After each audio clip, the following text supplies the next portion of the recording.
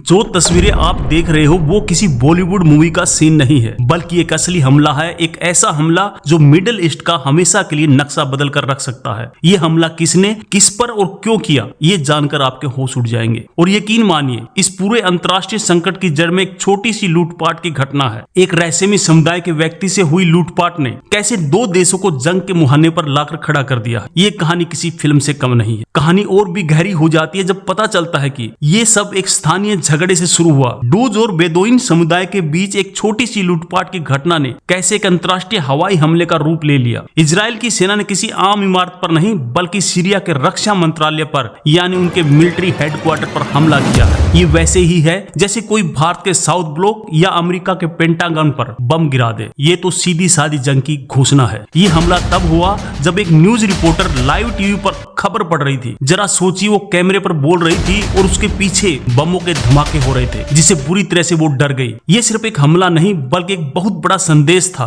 पर ये संदेश किसके लिए था? लेकिन दोस्तों, सबसे बड़ा ट्विस्ट तो अब आने वाला है। सीरिया का जो नया राष्ट्रपति है, वो कभी अमेरिका का मोस्ट वांटेड आतंकवादी था, और अब अमेरिका का सबसे करीबी दोस्त इजराइल उसी की सरकार पर बम बरसा रहा है। आखिर ये चल क्या रहा है? ये लड़ाई सिर्फ सीरिया की नहीं है, ये ईरान को दिया गया एक सीधा संदेश है। सीरिया ईरान के लिए भूमध्य सागर तक पहुंचने का रास्ता था। क्या इजराइल इस हमले से ईरान का रास्ता हमेशा हमेशा के लिए बंद करना चाहता है? ये आग की लपटें सिर्फ एक इमारत को नहीं जला रही, बल्कि उस देश में शांति की उम्मीदों को जला रही है जो पिछले 14 सालों से गृह युद्ध की आग में झुलस रहा है। इस महाशक्तिशाली खेल में फंसे आम लोगों का अब क्या होगा? ईरान इस हमले की निंदा कर रहा है, जबकि वो खुद सीरिया की नई सरकार का विरोधी है। वहीं अमेरिका, जिसका सबसे अच्छा दोस्त इजराइल है, वो इस हमले पर चिंता जता रहा है। ये कैसी उलझी हुई कहानी है? तो आखिर इजराइल ने सीरिया पर हमला क्यों किया? जवाब बहुत उलझा हुआ है। अपने वफादार समुदाय की रक्षा, ईरान को एक कड़ा संदेश, और शायद एक पुराने दोस्त की राजनीतिक महत्वाकांक्षाओं को पूरा करना। सीरिया की पिछली सरकार यानी बशर अल असद की सरकार को रूस और ईरान का सपोर्ट करते थे, और अब जो नई सरकार आई है उसे अमेरिका और सऊदी अरब का समर्थन हासिल है। लेकिन मजे की बात तो ये है कि इजराइल अमेरिका की समर्थित सरकार पर हमला कर रहा है। क्या नेतन्याहू ने ट्रंप को भी धोखा दे दिया? और अब देखिए अमेरिका क्या कह रहा है। वो इस हमले से बहुत चिंतित है। ईरान उस सरकार की निंदा कर रहा है जिसे वो पसंद नहीं करता,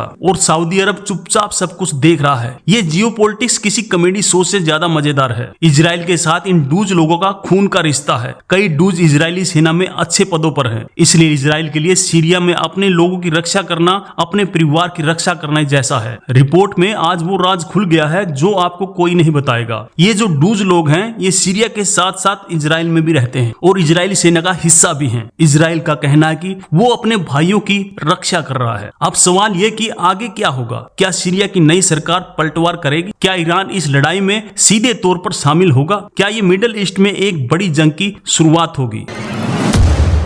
और सुनिए, डोनाल्ड ट्रंप ने जिस सीरिया नेता के सिर से करोड़ों का इनाम हटाकर उसे सपोर्ट किया था, आज इजराइल उसी सरकार को निशाना बना रहा है। ये दोस्ती है या कोई खतरनाक प्लान? कहीं ये सब कुछ ट्रंप को नोबेल पुरस्कार दिलाने की तैयारी तो नहीं? ये असली खेल है ईरान, सीरिया, लेबनान के हिजबुल्लाह के प्रतिरोध की धुरी को इजराइल की सीमा पर मजबूत होने से रोकना। रक्षा मंत्रालय पर हमला इसी रणनीति का एक बहुत बड़ा हिस्सा था, एक सीधा और स्पष्ट संदेश। आज पूरी दुनिया मिडिल ईस्ट के नक्शे को देख रही है। इजराइल के उत्तर में लेबनान और उत्तर पूर्व में सीरिया। ये वही सीरिया है जो कभी रूस और अमेरिका के बीच शतरंज का मोहरा बना था, और आज फिर वही हो रहा है। ये डूज समुदाय बहुत रहस्यमयी है। ये किसी को भी अपने धर्म में शामिल नहीं होने देते। आप या तो डूज पैदा होते हैं या फिर कभी बन नहीं सकते। इनकी अपनी सेना है जिसको मिलिशिया कहते हैं, और ये किसी के आगे कभी नहीं झुकते। जरा सोचिए, एक देश जिसे 14 साल के अंधेरे के बाद उम्मीद की एक किरण दिखी थी, उसे फिर से युद्ध की खाई में धकेल दिया गया है। शांति की बातें हो रही थी, लेकिन अब सिर्फ बम्बों का शोर सुनाई दे रहा है। हर कोई गूगल पर सर्च कर रहा है, ये डूज कौन है? दुनिया भर में सिर्फ 15 लाख की आबादी वाला यह छोटा सा समुदाय पूरे मिडिल ईस्ट को कैसे हिला रहा है? और आखिर इजराइल के लिए ये इतना क्यों जरूरी हो गया है? 14 सालों तक सीरिया के लोगों ने जो दर्द सहा, उसके बाद उन्हें लगा था कि